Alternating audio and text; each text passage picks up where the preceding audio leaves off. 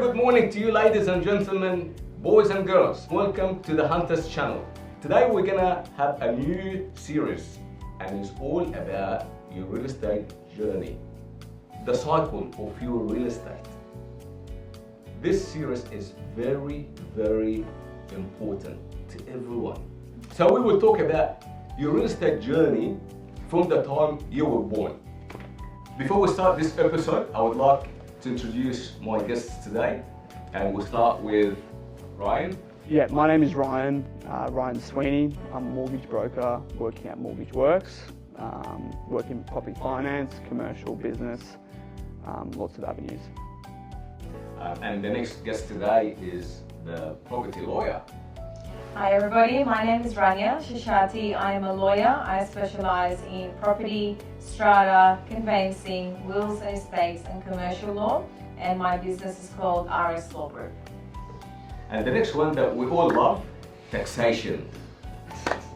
Hi everyone, my name is Farid Zaki and my business is APP Accounting. And like Ramesh said, I am a business accountant and tax agent in Norwest Business Park. And the next one that everyone loves. Those guys, they make us rich. Hi, I'm David Kashan from Wealth of Advice. I am a financial advisor and we help clients and individuals in their journey to create, protect and pass on the wealth. And I'm Ramesh Riyad from Hunters Agency, Real Estate Agents. So what we wanted to do today, we wanted to bring the 5 pillars of the real estate. That's all what you need through your journey. You will need the real estate agent to buy and sell. You need the broker to get the money from. You need the property lawyer to give you the legal advice. You need the accountant to tell you how much you made, how much you pay in tax, and based on that, the broker can work backward and give you the money. And you need the financial advisor to tell you what you're doing is right or wrong. It's pretty much in a simple way of looking at it. Okay, so the story of this episode, what we're doing, is our real estate journey. And I was thinking about it, and realistically, our real estate journey starts when we were born. So when the baby is born, what happens? The parents take them from the hospital and go home. And this home is the safe place for the child. They live the rest of their life in the house, under the roof. They feel safe, they grow up until they turn 16. And what happened at 16? They try to be independent. So they get out, they find a job, and they save some money. And their real estate journey will start. They're gonna come to see us as real estate agents, and they ask to find the property to rent. So we'll ask them to pay a deposit, like the bond, 4 weeks bond, and they stay in the rental property from 16 to 20 to 22. That's the average, that's what we see. So this circle happens with everyone. They start with rent. While they're renting, they go and see the accountant and they save some money and they say, hey, can we buy a property now? And they start looking for the first home from the age of 20 to 25. More likely they're gonna buy an apartment. They come and see the broker or the lender. They ask a financial planner on the situation. Can they buy, can they commit or not? And believe me or not, it's a scary situation to be for first home buyers. That's why we love helping first home buyers when they come into the open home, and we try to guide them to make the right decision. And they end up buying an apartment or something to start their life until they turn between 25 to 30, between 30 to 35, they're gonna think of upgrading. So we live 5 years or 10 years in an apartment. Now it's time to grow and let's buy a house or a townhouse or a duplex. That's the type of property that suit this age to upgrade and get out of an apartment, just 2-bedroom an apartment. They live from 30 to 35 in a single-story home. And you guys correct me if I'm right or wrong, but that's what I say. And 35 to 45, that's the age where people make most of the money. They save money, and now they are rich. So they come back and they see me, and they say, hey, I want to upgrade, I want to buy a 2-story home.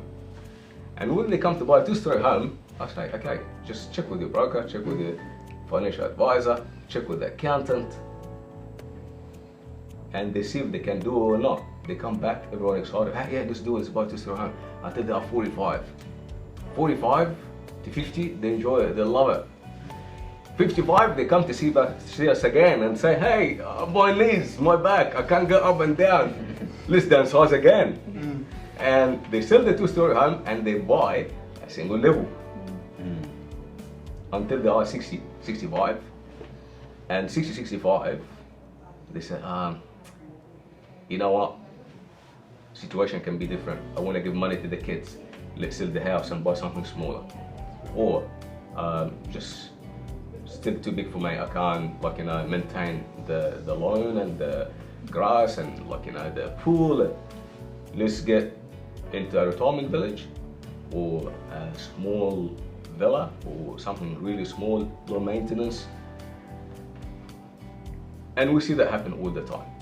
Through this process, whether you're buying a first home or you're downsizing or upgrading or moving into a retirement village, or you decided to live in a cruise around the world every year, like whatever the situation is, you need advice from this board here, from those professions around. So today we managed to get you the 5 pillars of the real estate, and they're gonna help you and assist you throughout the whole process. In this episode today, this episode 1, we're gonna talk only about first home buyers. So our focus today, first home buyers. Your journey, your beginning of your journey in real estate. First home buyers.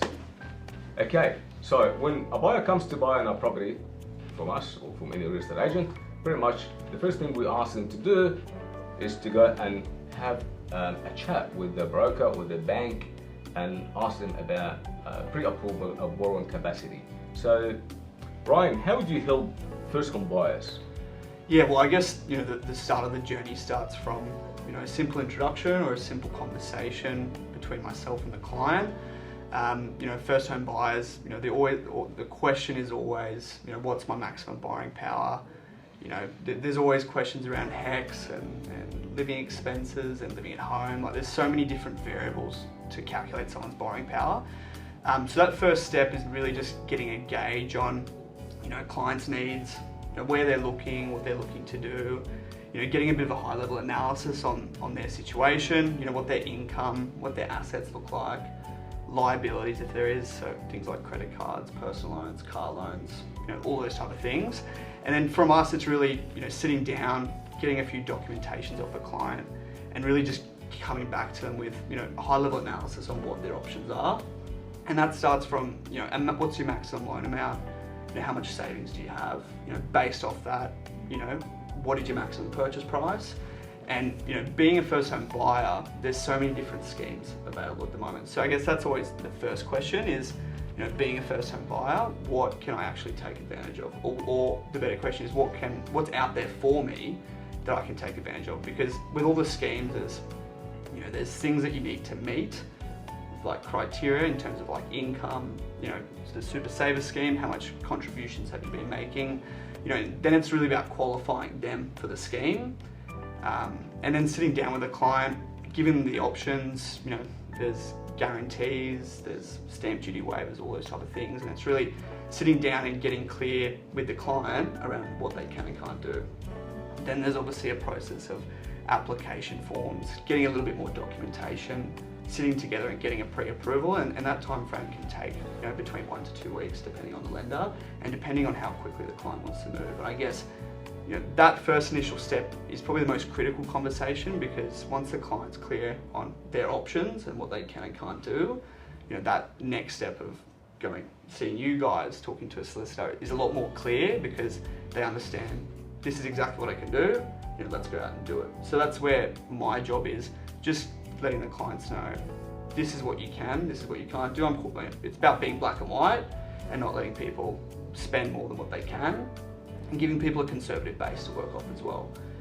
So that, it's about a 2 to 3 day process from once a client comes in to once we come back to them with the options. So yeah, it's always about, making sure the clients are well informed, making sure they're super clear about what incentives are out there for them.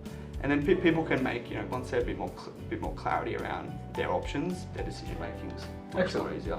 And based on that, pretty much this documentation that you will ask them to provide, I would assume, sorry, I'm going to skip you, Rania, for a minute, but I would assume that come from the accountant, is that right? Depending on, if they're working as a PAYG or they're just working as a salary-based job, that comes in just form of easy pay slips that you can get from your employer. Self-employed is obviously a little bit different. You need your financials, your individual tax returns, your notice of assessment. That's when obviously the accountant can come in, provide all the correct documentation, also give us some advice if there's a few things that we need to note around that situation, and just so we're working hand in hand to make sure we're coming back with the client with the best information we can. Excellent. Farid, how would you help a first home buyer from accounting point of view? So I guess the first point, like Ryan and yourself have alluded to, is that basically they need to get their tax returns in order.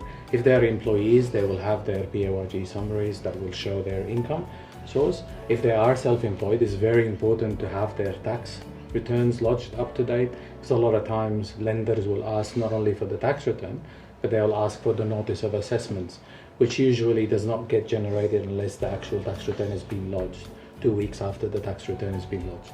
So it's very important to get their paperwork in order.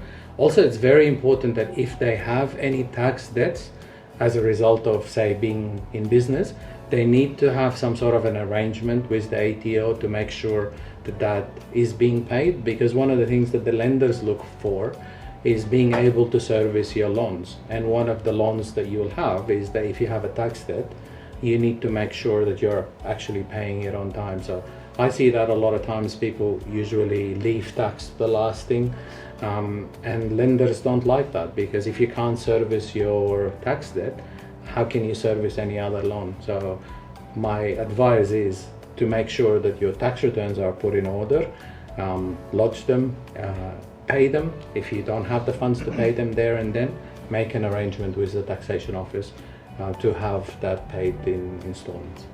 David, do you play a role in terms of giving advice to first home buyers? I know, probably in the next episode, you're gonna be very important to advise on upgraders and downsizers and investors. But what do you do? How can you help a first home buyer? Have you had that situation before? A first home buyer comes in and asks you for an advice? Ramaz, when it comes to first home buyers, and when you mentioned for the second and the third episode, they get this right, the second and the third becomes easier and more likely. Yeah. So it's absolutely, you build the foundations right, and then you're able to build up on that. You don't want to get second and third. I didn't do this in the first step, and then you're back into square one. The primary objective for me when I'm dealing with clients is not only getting them a home, but keeping that home for them. It's easier to get into a property and get a home, but it's harder to keep it. But I go one step above. How do we make this 2, 3, and 4?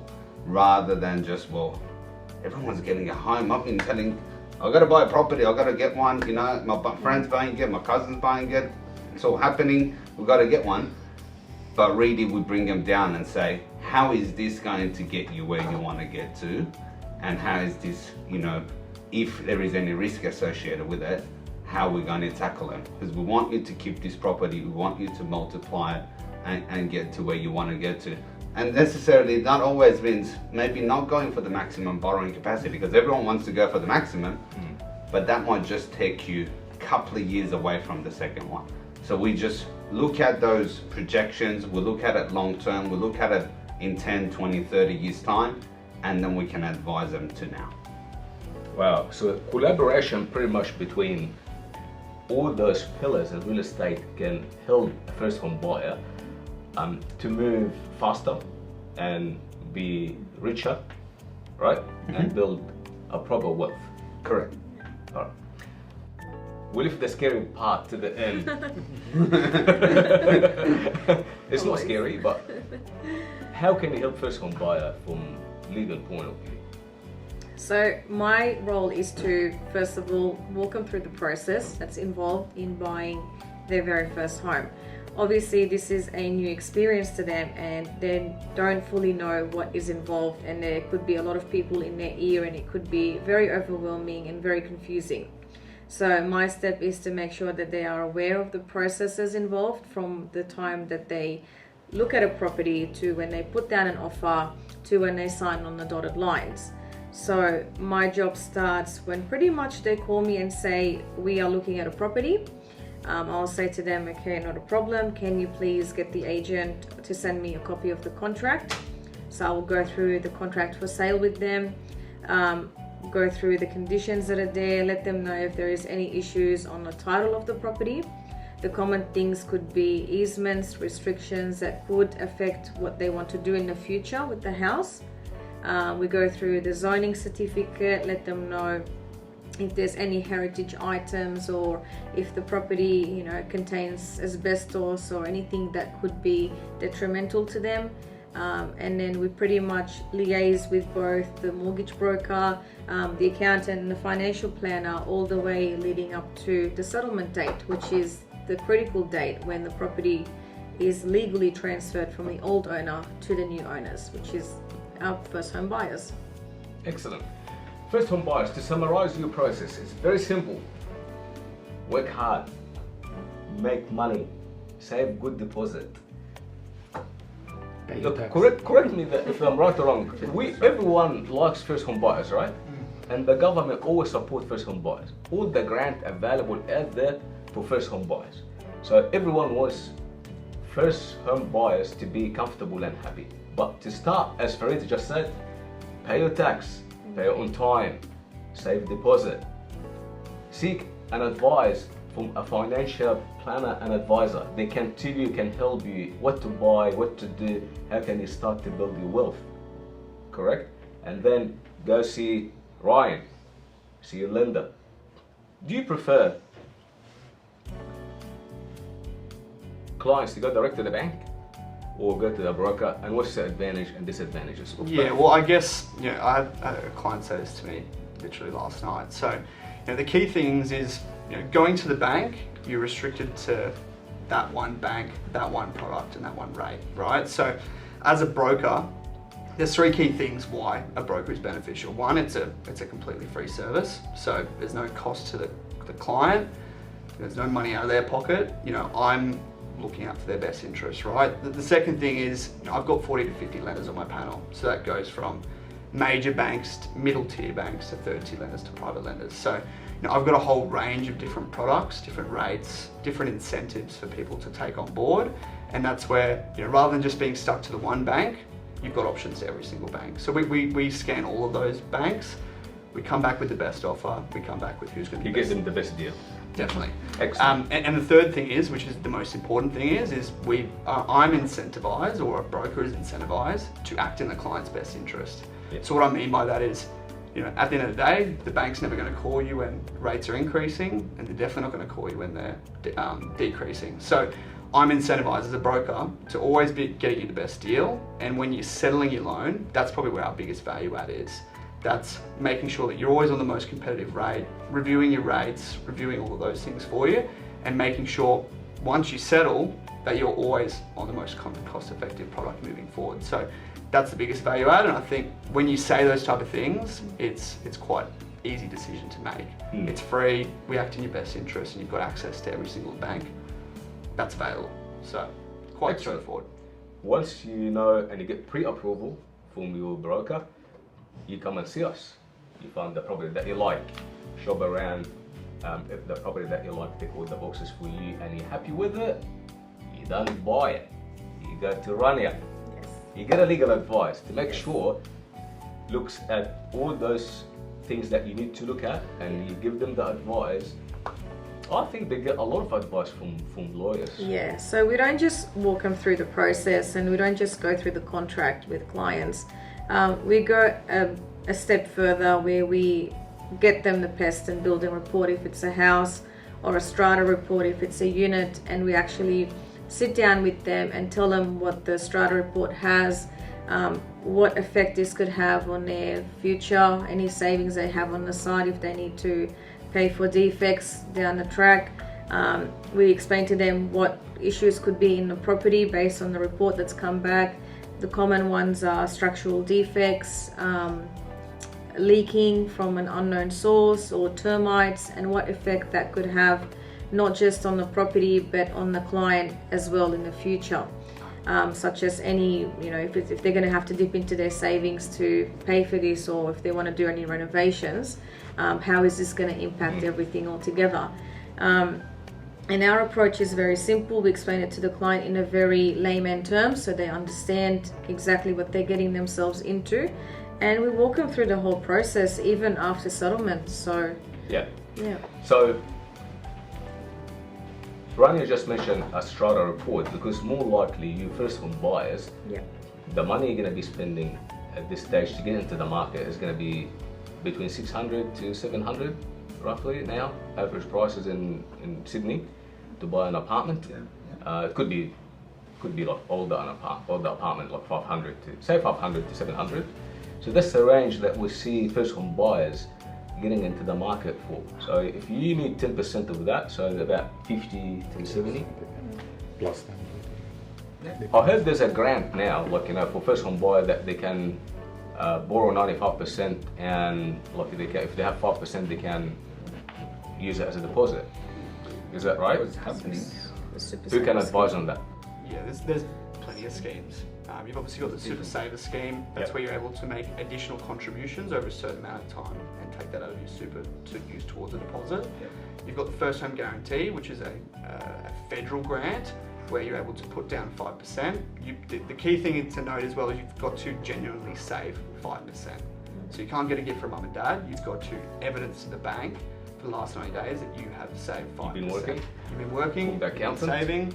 Yep. And then you can put down 5%. You pay. The government will look after you. You pay no insurance on the loan, and you're able to put down a less deposit. You obviously, if you're purchasing in that 650 price range, there's no stamp duty anyway, so you can get into the market for between $30,000 to $35,000. There is one for single mums, is that right? Yeah, there's a single parent So scheme. about single parents, I think it's 2%. Correct. No LMI. Yeah. So you're lending at about 98%, but it's that extra incentive. There's a few of them.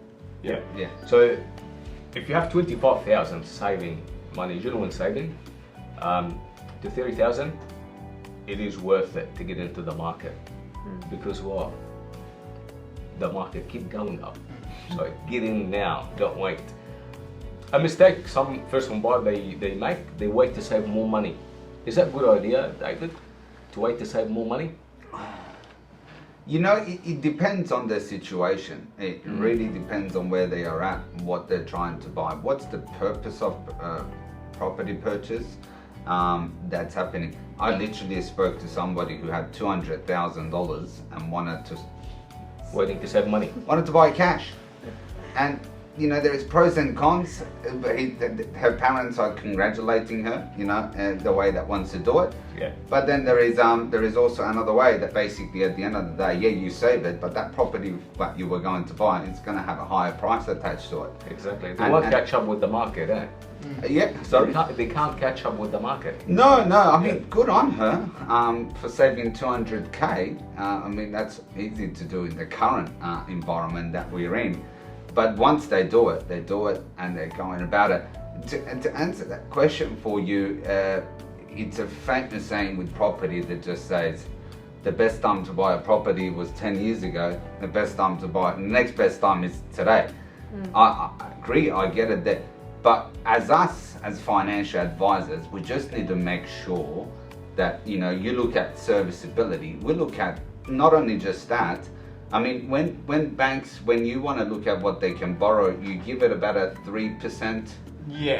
Increase it to see if they can afford it, right? Yeah, so the bank puts in what they call an assessment rate on the current rate they're paying. So if you're paying 5% as your standard variable rate, the banks will actually assess you at 8%. Yeah. Now that's always increasing. It's only recently a couple of banks have actually come down. If you're looking to refinance, it's 1% buffer. So that's actually the conversation where it's actually starting to reduce because you're getting assessed at 8 to 9%. So that's one thing that the lender, the broker looks at, but as advisors we also look at that. We'll look at probably even give it a bit more to make sure that not only they can afford it, but they're comfortable and they can do the other goals that they have. You know, they might not be able to take the holiday that they want to take. They might not be able to upgrade their car. You know, you want to look at, oh, well, how much inflation is going to impact it? Since last year, it's gone up 3.5% interest rate, but also inflation's gone up. So getting into the property is a good idea, but like, as I come back to that, is not getting it, but keeping it. Last thing you want is to sell it under stress or having to cause other family issues and things like that, wanting to trying to keep this property. So we try to look at it from a longer term perspective and make sure that it's really fitting together with the overall financial plan. 100%, and I agree with that because I see that a lot. I see, like, you know, some first home buyers, they keep saving until they save like 20%, which is a good idea. Perfect. But if they get into the market with a cheap property, like, you know, 500,000 for example, and they always can upgrade, they always can, like, you know, sell or have equity, because the price is going to keep going up regardless. Like, even if there's a drop now, it's going to be long term, it's going to go up. Yeah, I love the fact that you said it. You know, even if you're starting with a cheaper property that you can afford and you don't have to overstretch for it, that's a good time to get into. Maybe less deposit, but also, you know, don't go, like, you got to look at it, you're not pushing it as your highest max. The first car you buy, or you even buy your kid if you buy, you don't buy a $100,000 car, do you? You buy $500 car. That's right. And then you upgrade from that. So to appreciate it, it's the same thing. Yeah. Absolutely, I agree. And also, correct me if I'm right or wrong, but I think that will also be good for them to build some credit history. Is that right for first home buyers? That's right, obviously, and keeping it in a good standing, because obviously if they're not repaying their credit cards on time, if they have a car loan and they're not paying that on time and not paying their tax on time, it affects their credit history and of course with the lending. And I think also one point in that age, Ramis, that people need to think about is family planning. So if, for example, they're thinking about having children and one of the parents are thinking about stopping work for a little bit of time to look after the kids, I think they need to look into that very closely, because obviously if you've got two incomes, it's different than when you have one income, or one income and if, say, one of the parents decide to go part-time to work 2 or 3 days, obviously that's going to affect their serviceability and their ability to repay the loan. So I think in that age, I think it's very important to take that into consideration if they are considering family planning, kids, how many kids, how long do they want to go out from work, or they're going to put the kids into childcare straight away. So I think it's very important to consider that factor. Very important point. Absolutely. And you'd be surprised, a lot of people buy the house, let's have a kid. That's right. So it actually comes and you've got to look at it. You got a roof, let's bring some fun into it, you know, have a baby, and then you've got one of the partners taking a year or 2 years off work. So it's always great conversation that we have on the outset with them. Absolutely. Absolutely great. So the final question I ask you guys, if we get around, then one small advice you would give first home buyers. My biggest advice would obviously be saving money. That's probably the biggest thing. But also, I guess, before you kind of are ready to make that kind of decision and actually buying a property, is probably 3 to 6 months out, probably start having those conversations. But yeah, my biggest thing would be saving money, you know, making, you know, similar to what you said, is making repayments on your credit cards. Try not to have too many inquiries. You know, we see that all the time where first home buyers, because they don't have a credit history, they're making so many inquiries on credit cards and personal loans and things like that, where they're not able to now get a mortgage. So that would be something, advice as well. But my key things would be save, you know, have good conversations with the right people, and have the right people around you that can support you in your decision making as well. Thank you, Ryan. Rania, legal advice. Oh, just one. One important to conclude. One important to conclude is always make sure that you've got a lawyer involved to review your contract. That is a must, because your contract is, I would say, it's like your Bible pretty much. It will guide you throughout the whole process, and if there is an issue with the contract, your purchase won't go through, which means your loan won't go through, which means your tax position will be impacted, and in the future your financial position will be impacted. So your contract is your main document. Please make sure that before you even start looking at properties, contact a lawyer, ask them to walk you through the process, and once you've found something, give them a call and say, I found something, the contract is being sent to you, let me know what you think. Very critical. Thank you, Rania. Farid, taxation advice. Yeah, so look, obviously doing your tax return on time, pay your tax, especially if you've got a business, make sure your business affairs are in order and have that lodged. If you are doing savings, make sure that you're investing your savings, and obviously if you're buying shares, you need to work out the tax effect of that. If you're receiving dividends, how does that work? If you're buying and selling shares, the capital gains involved with that. So while you are doing the savings, make sure that that will affect your tax, and make sure your tax is being lodged on time, and pay your bills on time. I think that's very important, and Ryan mentioned that, because sometimes we see that where people haven't paid their mobile phone bills and it defaults. It affects their credit history. So make sure you treat your credit history as something that you want it to be as white as, and make sure that it's nice and clean. The accountants normally they say if you pay a lot of tax, that's a very good problem to have. Is that right? That's true. That's mean you're doing well. Like, the more tax you pay, the good for you. Yes. Obviously plan it correctly, so don't overpay tax. I always say pay the right amount of tax, but don't tip the tax office. Yeah, you know, if you can work out around strategies to save your tax legally, why not? But obviously if you are paying a lot of tax, then that's a good positive thing. It means that you are making good income. So yes, good problem to have. Absolutely. It's a good problem to have. David, finance advice. Financial, I think my first property experience, I loved having a good lawyer next to me and by my side, because you get that contract, you're like, I need somebody to help me with this. So it's absolutely not just a lawyer, but the right team around you. Yeah. It's really crucial, makes a big difference in the long term. But specific for me when I'm dealing with clients is buying the property. Yes, you know, absolutely everyone's going to need to buy one, but know the why before buying the property, and know the purpose of why you're doing it. I think what's the three key terms when it comes to property? Location, location, location. If you want to live in it, your location is a lot more limited than if you want to invest in a property as an investment purposes. So then your options are wide open. So you're really knowing the why and what are you trying to achieve by it, and then going from there to be able to put them right in touch with yourself to see what are the best options for them based on this purpose for this property. First home buyers, the best advice I'm going to give you today from real estate point of view is this. You need to talk to the 5 pillars of the real estate. Don't go straight and buy something. It's a big mistake. First home buyer, they go in and they find a property and they like it and they buy it, and then they ask, did we make the right decision or not? But what I would advise you, talk to your accountant, financial advisor, a lawyer, a broker, and then come to us as real estate agents. Look around, don't buy the first home that you see.